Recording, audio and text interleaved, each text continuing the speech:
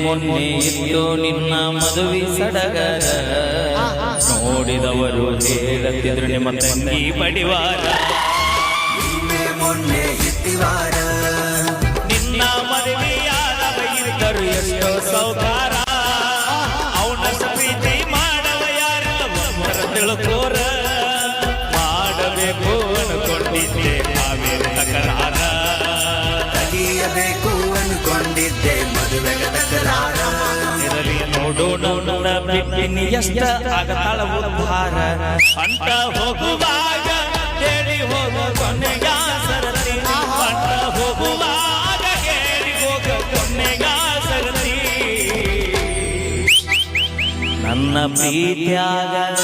ದೋಸ್ತರ ಪ್ರೀತ್ಯಾಗ ಏನಿದ್ದ ಅಂತ ತರತಿ ನನ್ನ